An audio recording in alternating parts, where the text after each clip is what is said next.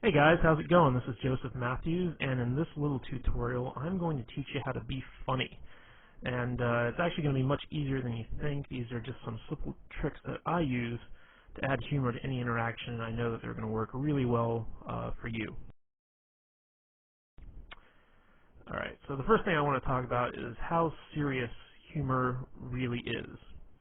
You know, if you can't be funny when you're talking to someone, you really can't be all that interesting. The fact of the matter is, the funnier you are, the more fun you're going to be, and the more people will want to hang out with you. So, you know, you need to be as funny as you possibly can in order to attract the most attention. But the thing is that you don't have to be funny all the time. You know, you just need to be funny when it's appropriate. And some well-placed laughter will bond a lot of good feelings to you from, you know, the people that you want to basically impress. So the first thing I want to talk about is how humor is really a sign of intelligence. You see, only smart people really know how to be funny on purpose, okay? And when you make people laugh, they subconsciously associate your ability to be humorous with a high intelligence. And this puts you in a position of authority. And this is really important because, you know, if people hold you in high regard, that gives you a higher social status. And we all know women are attracted to people with a high social status. It's in their nature. So the funnier you are, the higher you can raise your social standing in pretty much any situation you find yourself in. Hey guys, and here's another key that I really want to hammer home, and that's the idea that you don't have to be funny to be humorous. Don't worry about trying to be funny, okay? It really doesn't matter. A lot of what you say to be funny will not work, and the reason for that is that everyone has a different sense of humor, okay? Just being goofy and lighthearted will generate the same type of emotions that funny people do, even if you don't make people laugh, okay? The idea here is that you want to project the intent of being funny. So that kind of takes the pressure off in the sense that, you know, you don't have to actually perform. You don't actually have to make people laugh. You don't actually have to tell them good jokes. You just have to have the intention to make people laugh and make people have a good time, and they'll pick up on that and appreciate that. Another big thing is, I don't want you to be afraid to mess up, okay? Being funny is an art form. You won't always succeed, but that doesn't mean that you shouldn't try, okay? Now, in our efforts to be funny, you know, stuff happens, you know. Sometimes you might insult somebody, sometimes you might take something too far so that it stops being funny, sometimes you might say something inappropriate in the setting that you're in. You know, this is going to happen if you want to try and be a humorous guy, because being funny is about taking chances. It's about doing stuff that's unexpected. And sometimes it can backfire on you. But if this happens, don't worry about it. Just apologize and move on, you know? If you say something that's inappropriate or insulting, just say, like, look, in all seriousness, I'm really sorry. I was just trying to be funny. Can you forgive me? All right? That's all you need to do if you take things too far. So don't worry about messing up, because everyone knows what it's like to try to be funny and bomb.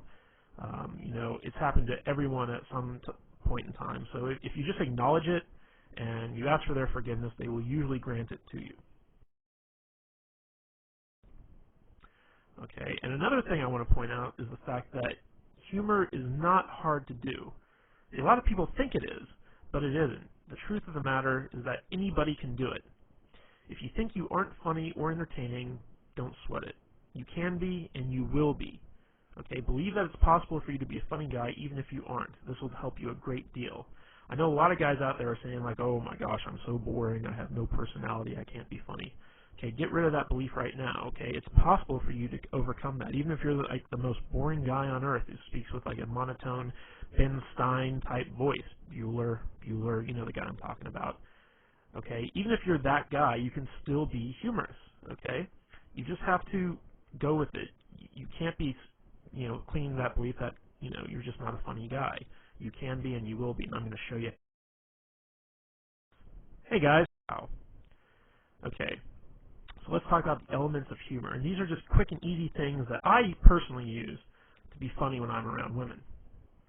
And I'm pretty sure you can use them too. Hey guys. Okay, the first one I want to hammer on is this concept I call immaturity, okay?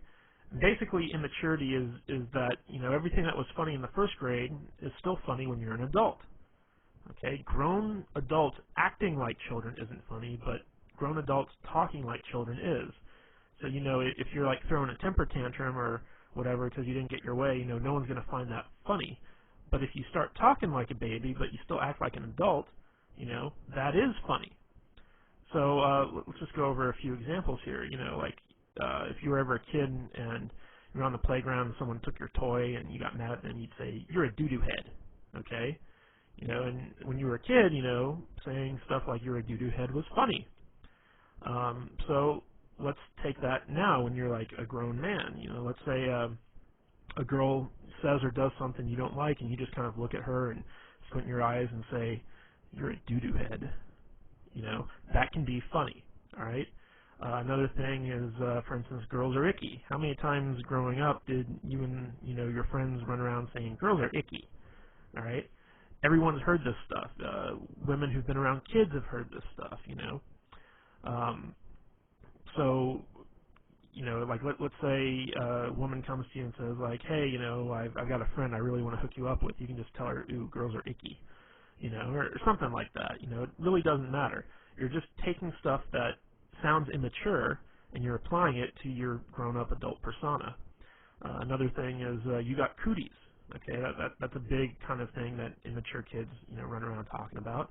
So like let's say you're out on a date with a girl and she's having you're having dinner and she says, "Oh my God, mashed potatoes are so good, you gotta try some."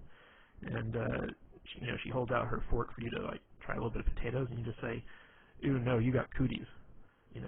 Stuff like that. Like it might not get like a big belly laugh.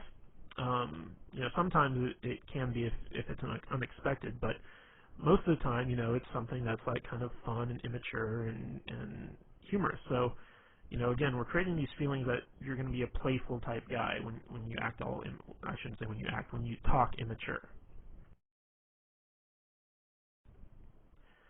All right, the next concept I have, I couldn't think of a really good way to kind of encapsulate this with a word, so I call it going plaid. And this is really a lame Spaceballs reference. If you've ever seen the movie Spaceballs, they have light speed, they have hyperspeed, and then they have plaid. And going plaid means that you're going so fast that you actually turn the color plaid, which is like a mishmash of all these different colors. And basically, I use this concept to explain that you take a complaint or a criticism that someone makes of you, and you own it. And then once you own it, you take it way further than anyone ever really expected you to, okay?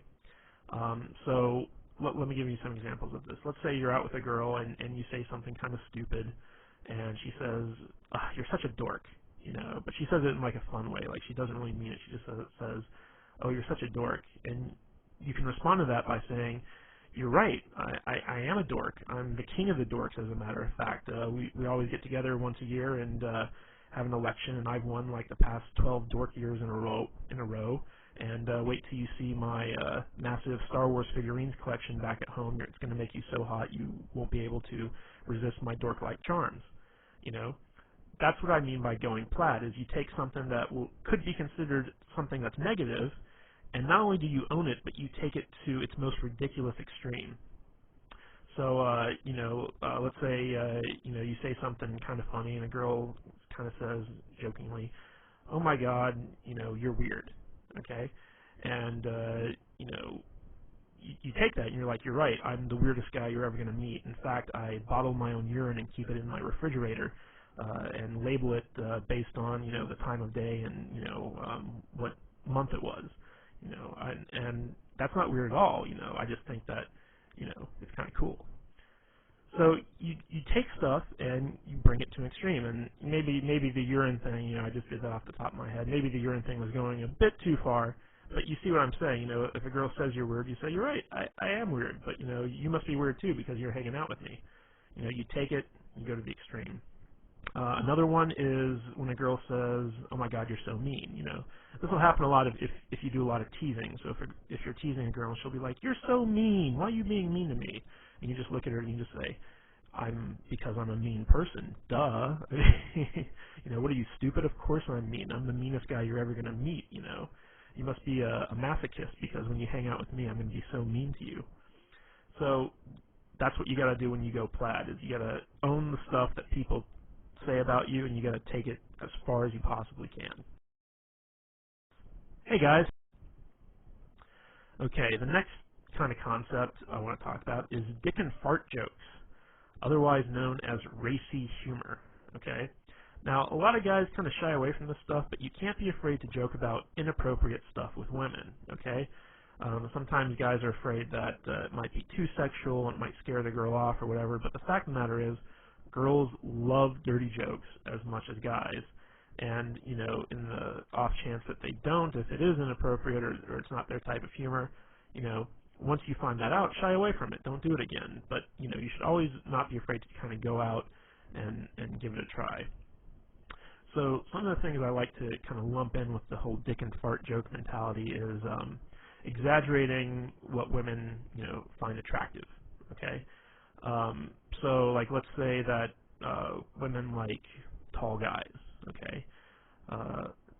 I'm not saying all women like tall guys, but let's say you meet a woman who does like tall guys, and you're like, oh my god, you're so into tall guys, like, you like the 8-foot giant people, everyone's a midget to you because you only like guys who are like 10 feet tall.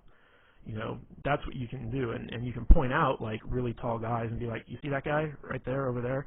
Yeah, he's not tall enough for you. Okay, he could be like, a basketball player 8 feet tall. You'd be like, no, he's not tall enough for you. You like taller guys. You like taller guys than that. So take some stuff that women like and exaggerate it. Accuse them of being sexual deviants. This always works really, really well. I don't know why, but when you look at a girl and you start accusing her of being into like some crazy stuff, one of two things will either happen. She'll either completely deny it, in which case you take it further, or she'll play along with it, in which case you take it further. Okay, so let me think of an example of this. Just be like, you could look at her and be like, oh my god, look at you, like, I bet you're like the type of girl who loves to be like tied up and spanked. Like that totally seems like your personality. Like you're the spanking girl, you just love to spank people. Or, you could also take it and be like, oh my god, like, you're such a dominatrix in training, like, I bet you have, like, a bunch of whips and chains at home, and you can't wait to get me home and violate me in all sorts of different weird ways, like, you're scaring me, like, I really don't want to hang out with you right now. Okay, like, that's the type of stuff that I mean when you talk about accusing them of being sexual deviant.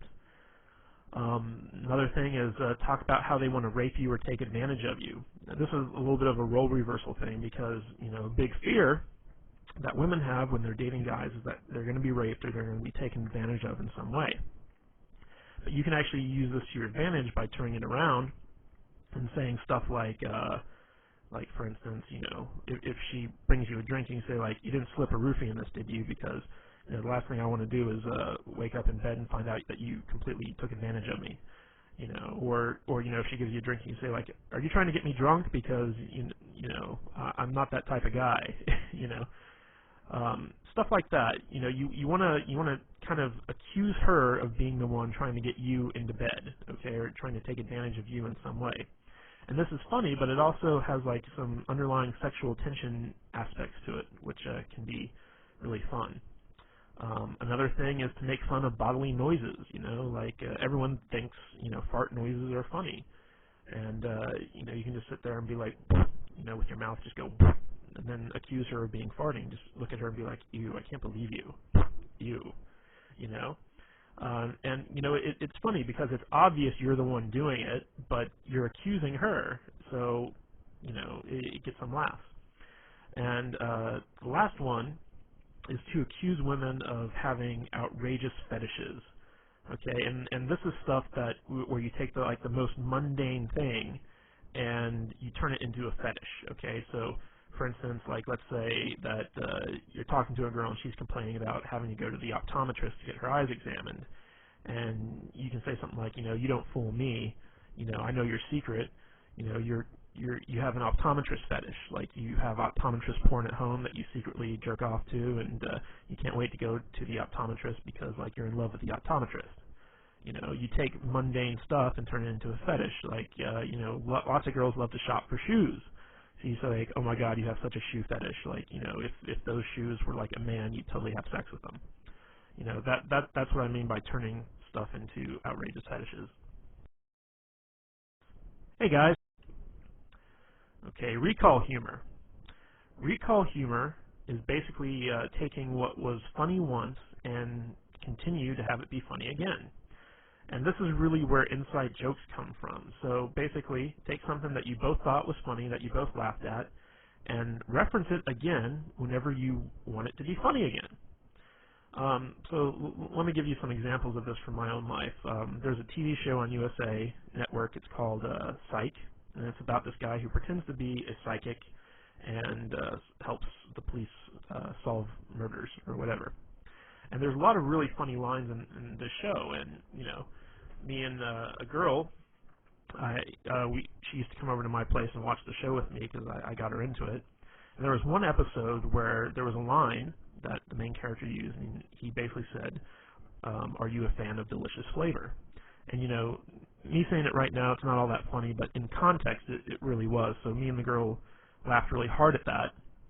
And so every time I'd call her up, I'd start off the conversation by saying, "Hey, are you a fan of delicious flavor?" And she'd of course say, "Yes, I am." And I'd be like, "Well, then I got a treat for you." And then I'd talk about something cool that we were going to do. So that's a good example of recall humor, where you take an experience that the two of you shared, the two of you had a really good, you know, laugh at, and then you bring it up and you apply it to other stuff. Another example of this is, you know, if you've ever seen the movie Forgetting Sarah Marshall, which is kind of this romantic comedy, there's a part in there where this guy basically meets this other guy. He's British, and he says, "You sound like you're from London." You know, he kind of does this impersonation of like a British accent and says, "You sound like you're from London." And I went to go see this movie with a girl, and it was out in the theaters. And this girl couldn't stop laughing when the character said that. She just thought it was the funniest thing in the world. So every time I'd get together with her thereafter, one of the first things out of my mouth is I'd look at her and I'd say, "You sound like you're from London." And she'd just start laughing and she'd smile and stuff like that. And it was fun. It was recall humor. But it doesn't always have to be like, you know, lines from TV shows or movies or something like that. It could be something that someone said. And it doesn't even have to be all that funny. Like, for instance, I used to date this girl, and she would have to work in the morning, so she couldn't, like, you know, stay out too late or whatever. So basically by 10 o'clock or what have you, like, she'd have to be at home and in bed. And she used to say, you know, that, you know, if she doesn't get home in time, she's going to turn into a pumpkin. So I would use that. And whenever we were out, I'd look at the time and say, like, uh-oh, you know, like, you're only a couple minutes away from turning into a pumpkin or something along those lines.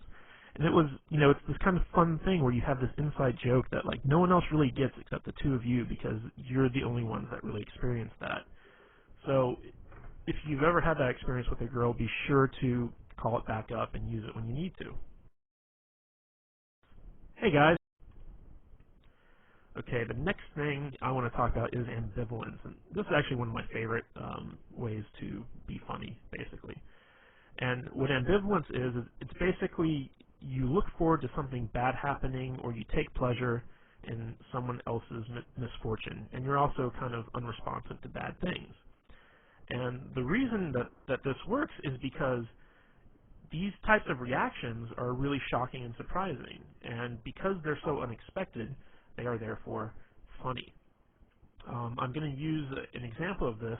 If you've ever seen the movie Private Parts by Howard Stern, there's a whole scene in there where he talks about being in Vietnam and thinking it's unfair that, you know, that they miscounted the number of confirmed kills he got, because what he did was he went and he found a school full of Vietnamese children, threw a grenade in there and killed like 80 of them.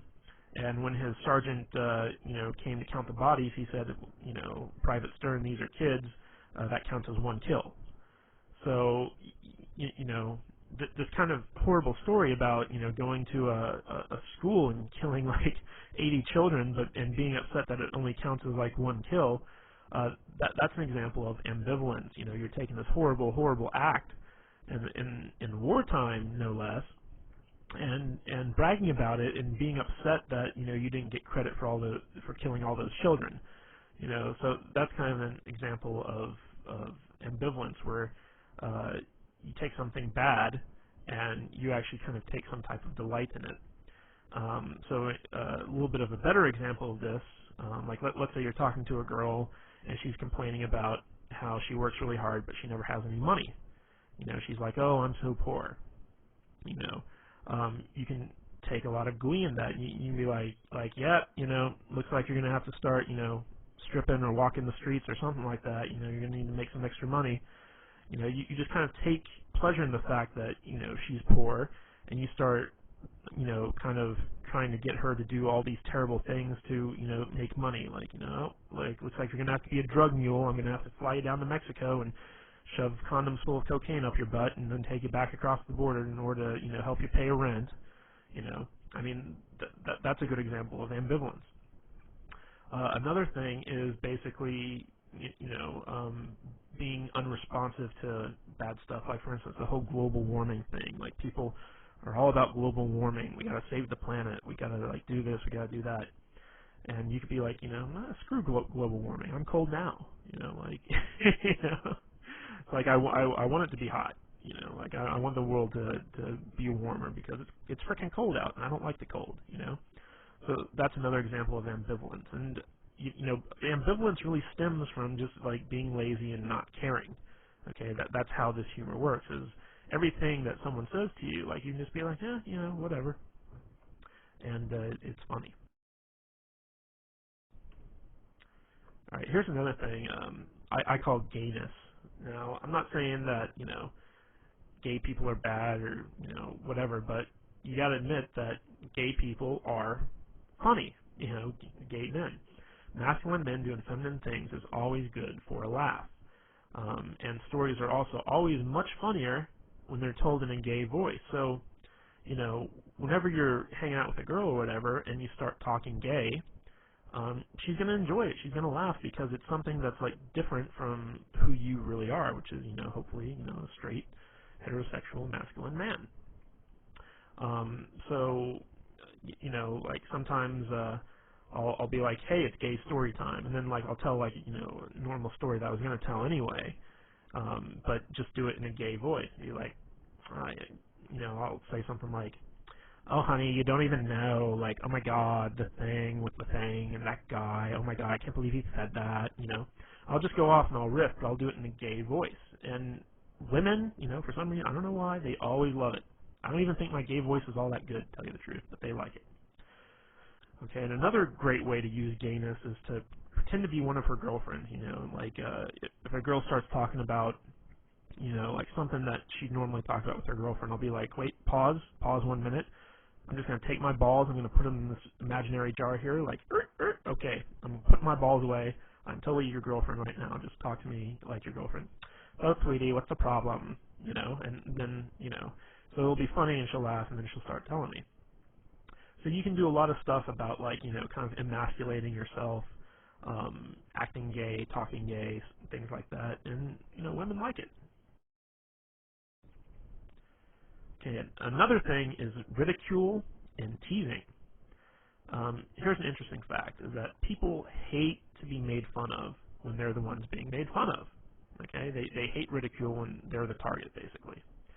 However, people love it when other people are made fun of, especially people in authority or people they personally don't like. Okay?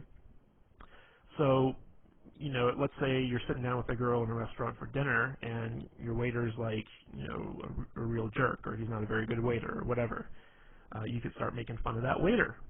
Just start, ridiculing the guy. Don't do it when he's around, but as soon as he leaves, just turn to the girl and just be like, oh my God, that guy's asshole is puckered so tight you couldn't pull a pin from it with a tractor, and she'll be like, oh my God, yeah, and that brings up another thing, is that when you make fun of other people, it creates a sort of bond between the two of you, because it's almost like you're confiding in them your dislike of something else, and you can be united in your dislike for something. So if she talks about something that she doesn't like or someone she doesn't like, pounce on that, start making fun of it, and she'll start making fun of it too, and before you know it, you two have created a bond over that. Okay? So, use ridicule to ridicule other people, but never, ever, ever ridicule yourself or the girl that you're with. Okay? When you turn ridicule on someone else, they'll tend to get defensive, or it'll lower their self-esteem or what have you. What you want to do is, if you're going to target the girl that you're with, tease her. Okay? And there's a difference between ridicule and teasing. Okay? Good-natured teasing is funny, but if you take it too far, it becomes ridicule. Okay? So when you tease a girl, it's kind of, I'll use an example that we used in the past, where you start making fun of an outrageous fetish that she has. Okay, like let's say she really likes Brussels sprouts, or okay, I got a better one. Let's say she really likes Chinese food. Okay, and she's sitting there, she's like, oh my God, this Chinese food's so good, and I'm just like, look at you, you're so into Chinese food. If Chinese food were a man, you'd totally have sex with it. That's an example of teasing. But like looking at a girl and saying like, oh my God, you look so fat in those jeans. That's not teasing. That's being mean. So you want to walk that fine line. But if you ever got to ridicule someone, always ridicule someone other than yourself or the girl that you're with. Make sure that it's someone that she doesn't like, or someone in authority, like for instance the president.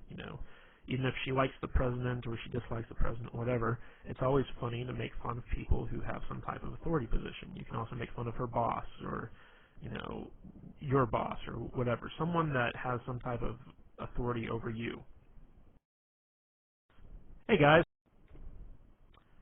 Alright, the next one that I want to talk about is impressions. Now, the fact of the matter is, everybody loves impressions, even the bad ones, okay? So, if you want to be funny, when you're telling a story, always do impressions of the different characters that are in the story. It could be a story of you and your friend Bob, and every time, Bob says something, you do it in the Bob voice. And the Bob voice can be something like a really high-pitched, whiny type thing. There's a guy in my group of friends, and his name is Adam. And me and my friends always do impersonations of Adam whenever we tell stories. And when I talk about my friends to the girls I'm with, I use this Adam impression. And it's kind of funny because, Adam, he has this really deep voice, but when we when we do our impression of him, we make him sound like a complete idiot. So we'll say like, yeah, I really like that, yeah. And that's our Adam voice, okay? And it totally sounds nothing like him, but it's a funny voice. So like when we tell the stories to the girls and we use our Adam voice, the girls really laugh, and they're like, does he really talk like that? And you're like, no, actually he's got like a really deep voice, but we just like to use that voice. And before long, sometimes the girls even start doing the impressions like that. So you don't even have to worry if you can't do good impressions. Like, do bad impressions and then brag about how bad they are. So for instance, like let's say you're doing an impression of the girl you're with. Like obviously it's hard for guys to impersonate female voices, so you can just do it in a really high-pitched, shrilly voice. It's like, oh, I'm so tired, I don't want to go out. Why are you making me go out to dinner with you? I don't even like this place. You can start pretending like that's like your impression of her, and she'll be like, I don't sound like that. And you're like, I don't sound like that. And it's a bad impression, but it's funny. And another way you can do this is do impressions of celebrities or really well-known people. If you're talking about the president, do an impression of the president. Doesn't matter if it's good or not. Just take what you've seen done on TV and try and emulate it best you can. People really respond well to impressions because it's kind of like this theatrical performance. Even if it's not very good, like you're creating a whole new character that they can get into. Hey guys. Alright, the next thing I want to talk about when it comes time to be funny is talking with stereotypes. Now, all stereotypes are funny because there's always some measure of truth to them. Even if they're completely offensive and out of left field, they're still funny. So for instance, if you're like an uptight white guy like myself, throw in some ghetto speak. When I meet up with a girl, like if I call her up on the phone, one of the first things out of my mouth is sometimes, hey, what's the dealio? I don't really talk like that. I don't say like, what's the dealio, you know, like it doesn't sound right coming out of my mouth. But, you know, when I'm calling up a girl and I want to be funny and playful, I use like what I like to call ghetto speak, which, you know, like ebonics and, you know, stuff like that. It's like, call her up, hey shorty, what's happening? You know, I mean, like really, you know, dumb stuff like that when it comes to me saying it. Now, on the flip side of that, if you're a ghetto black guy, talk like an uptight white guy, you know. Dave Chappelle does this really well, where he has this very white voice that he uses sometimes, and that's funny, you know, because you're kind of playing into this stereotype that white guys have like this very proper diction and, you know, they're very uptight. If you're an Asian guy and you want to talk like Hong Kong Phooey, you know, with like the Asian voice, you know, go for it, because Asian guys can pull that off. Even though it's like very offensive and stereotypical, it's funny. If you're an Indian, talk like Habib, you know, like the guy from The Simpsons. Like, thank you, come again, you know, that type of thing. You can get away with it because you're Indian, you know. If you know, other people were doing it, it might be offensive, but you got to take stereotypes and instead of being offended by them, use them to your advantage. And when you do this, you want to take those stereotypes and blow them way out of proportion, you know, like just take them to their furthest extreme. People love it. Okay, another thing is sarcasm. And sarcasm is probably the easiest type of humor to do, but it's the hardest to appreciate. The more intelligent someone is, the more they can appreciate sarcasm. But just a word of warning here, people with low self-esteem, they don't really like sarcasm, okay? Because it can come off as being really offensive. There was a show that used to be on Comedy Central, I don't know if it still is, but it's called The Kids in the Hall. And it was basically a sketch comedy show. And they had a sketch on there called The Sarcasm Man. And basically it was this guy who had a speech impediment where everything he said sounded really sarcastic.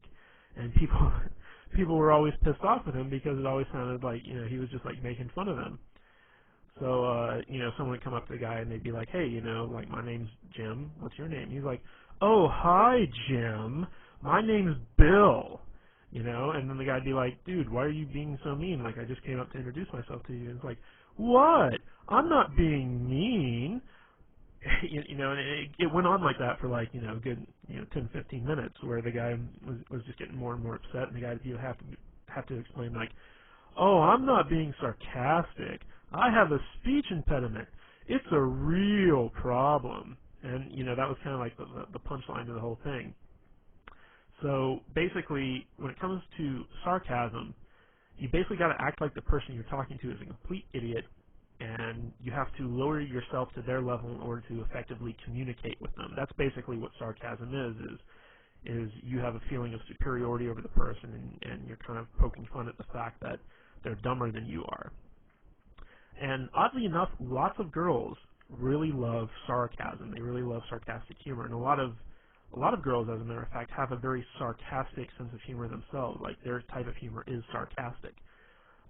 So if you're a guy, you tend to got put up with a lot of sarcastic women. So, and another thing I just want to point out is a lot of the stuff I've been going through with you guys with so far in this presentation is stuff I've learned from women. Like, this is all humor that I've gotten from girls that, you know, made me laugh, and I kind of sat down and was like, what is it they do that's funny?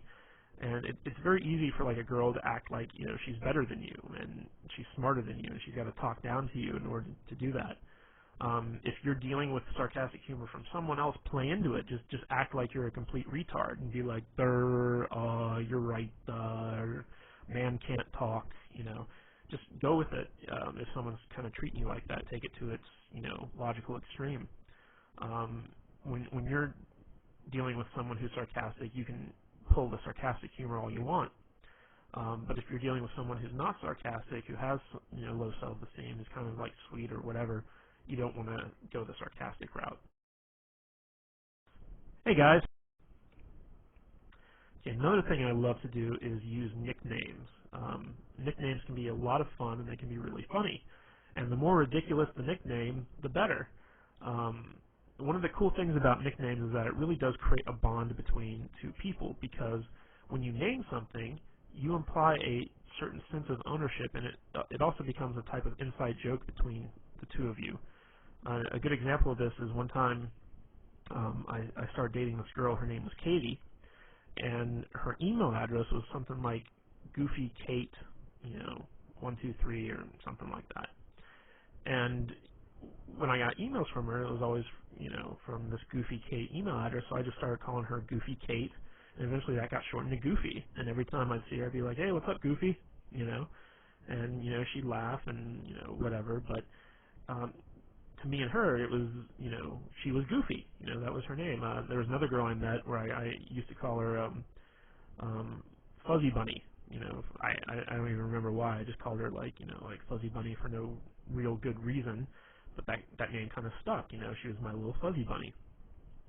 And as long as like you're not calling women like really offensive names, like bitch, slut, hoe, even though I have had girls who I nicknamed that never to their face, but whatever. You kind of have this kind of endearing inside joke. And whenever you're in a relationship with someone, eventually nicknames like kind of pop up. So it's always good to kind of like be the first one to go out there and do that and start referring to them in that sense. Hey guys. All right. Bad jokes.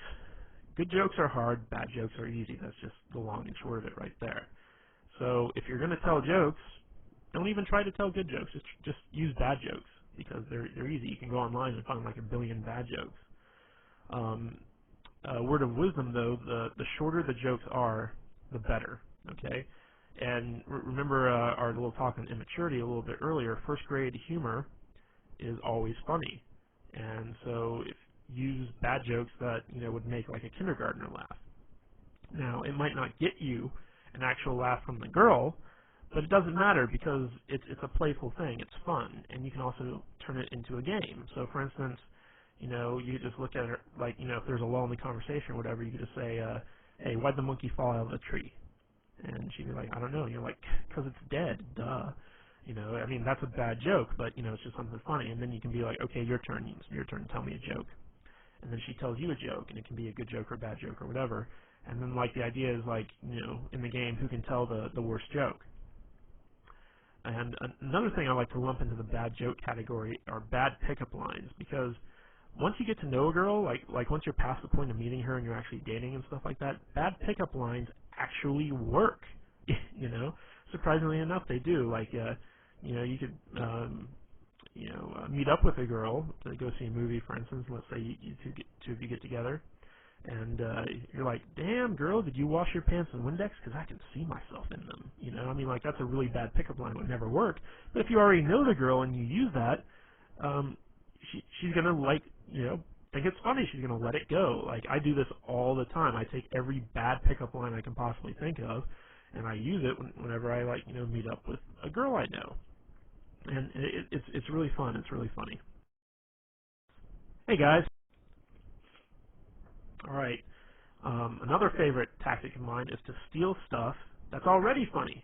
It's hard to think of funny stuff on your own, but there's tons of stuff out there that's already humorous and will guaranteed to make people laugh. So think of great jokes that you've heard from comedians and well-known celebrities and use them. Talk about them for your own gain. Tell the joke in a story as if you're impersonating the comedian. I don't know if you've ever seen people like Chris Rock in stand-up, but these guys are really, really funny. And you can even say to a girl, it's like, hey, you ever watch Chris Rock? And she's like, oh, I love Chris Rock. And you can say, like, oh my God, I saw his stand-up one time, and he has the story about, like the only goal of a guy who has a daughter is to keep her off the stripper pole. And then you can actually go into the exact same routine that Chris Rock uses in his stand-up and just, like, repeat it word for word. And it's still funny. Like, women get it. Like, there's this whole other Chris Rock thing about having the dick in the jar. Like how every woman has, like, a guy friend who, in case she breaks up with her current boyfriend, she goes to him and, just uses him for the rebound. And he calls that the dick in the jar, break in case of emergency. So, I love Chris Rock stuff, so I have a lot of his stuff kind of memorized so that, if there's a lull in the conversation or I want to make the girl laugh or talk about something funny or take the conversation in a new direction, I can just pull out, something I love from Chris Rock, Dave Chappelle, Robin Williams, whoever, and just start, reciting it word for word, and maybe even do an impression of them while I'm doing it. So steal stuff that's already funny. It works really good. Okay, now let's talk about self-depreciation. Okay, this is the type of humor where you're basically making fun of yourself. And of course, people love ridicule as long as it's not directed at them. Now, self-depreciation humor actually does a lot of good things on your behalf, because if you're able to be self-depreciating, it shows that you're cool, because you can poke fun at yourself and not get upset. And women really like it when a guy has the ability to kind of make fun of himself, because it shows that he's not pompous, that he doesn't have hubris, and that he's confident enough to kind of take a licking and not kind of get angry or upset. Because whenever someone gets made fun of and they get upset about it, it shows that there's some type of problem with their self-esteem. So people with low self-esteem can't tolerate being made fun of. So if you can tolerate being made fun of, and in fact you make fun of yourself, that shows that you have some measure of confidence and that you're a cool guy. Now, on the flip side of this, it's also a great defense mechanism. So, like, let's say someone criticizes you, or whatever. Let's say you're out on a date and you have a run-in with some dude, and he starts making fun of you or criticizing you in some respect. What you can do is you can agree with whoever it is that's criticizing you, and then take it to a ridiculous extreme. This is really important, because this is where the humor comes in, but it's also a good way to deflect whatever criticism someone is heaping on you. So let's say you run into some guy and he wants your chick or whatever, and he's like, dude, you're a freaking loser. Like, what's she doing with a loser like you? And you're like, oh my God, yeah, you're so right. Like, in a few months' time, I'm gonna be like shitting in a pickle jar. I just know it, but I can never really be as cool as you, man. Like, you're such a cool guy. Can you teach me how to not be a loser, please? Like, in fact, take my girl, please. Like, she needs to be with a winner like you. So basically what you're doing is you're agreeing with the guy, and you're taking it as far as it can possibly go, but in a way you're deflecting that criticism, and you're making him seem like a tool, all through the use of self-depreciation. Now, this can also be used to kind of diffuse a mistake or something that you did wrong. So, like, let's say that you made a mistake or you did something stupid. You can use self-depreciation to make light of it and then diffuse the awkwardness. So let's say let me give you an example. One time I was out on a date and I accidentally farted, and it was very, very embarrassing. And it was one of those farts where, like, you heard it. It happened. It was there, and it was obvious that I did it. And I just looked at her and I just said, "Oh my God, I totally just farted. I'm so sorry. I've been eating a lot of red meat too, so it's going to be a really nasty one. So hold your nose. Go on, plug it up. Hold your nose. If you smell this, you'll break up with me. I just know it. It's the type of fart that could end a marriage."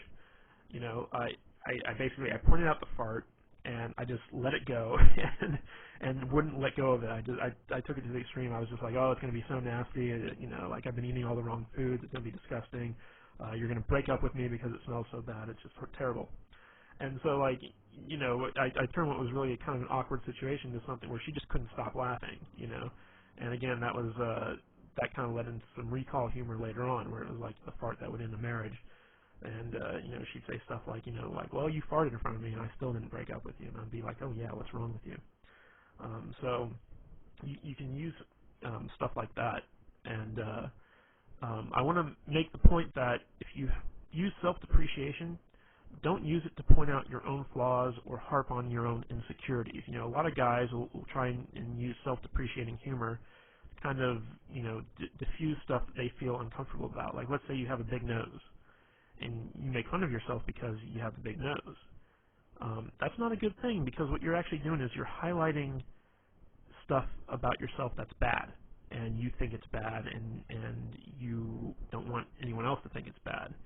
However, by doing that, you're basically pointing out to everyone, "Hey, look at all the bad stuff about me." Even if they laugh at it, it's not good. So when you do use self-depreciation, only use it as either a defense mechanism or to diffuse some type of awkward situation. Don't ever use it to point out the fact that, you have something wrong with you. Like, for instance, I'm not a very thin guy, I'm a little bit overweight. So when I'm out with a girl, I'd never start making fun of myself for being fat, because that's something that I don't want her to kind of harp on, I don't want her to glaze over it. Now, if someone else calls me fat, then I'll go along with it. I'll just be like, oh my God, you're so right. Like, I'm totally like one step away from being Jabba the Hutt, I'm going to need a slave girl really soon, So if someone else points it out, then that's when you use a self-depreciating humor, but you never bring it up on your own accord because you're insecure about it, okay? Most of the time, people won't even notice stuff that you're insecure about until you bring it up, and then they can start holding that against you because they know that, you're kind of wishy-washy on it. So, just as an aside, never use self-depreciation to point out your own flaws or harp on your own insecurities.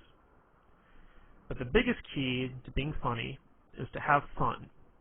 If you have fun, the humor will come naturally, okay? If you're just able to sit back and relax, not worry about anything, not worry about censoring yourself, not worrying about messing up, you will naturally, if you're an intelligent person, which I'm fairly certain that you are, be a funny person. You'll pick up on stuff, you'll crack jokes, you'll have a good time.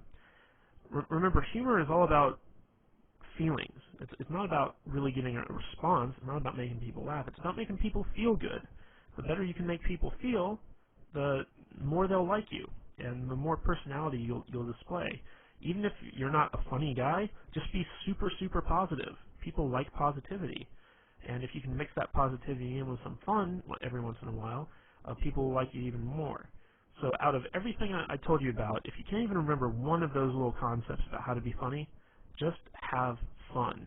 The more fun you have, the more naturally funny you'll be, and the easier it'll be to make people laugh and have a good time with you. Alright guys, that's all I have for the video. I hope you really enjoyed this thing. Like I said, I got most of this material, most of these concepts from girls who use them on me.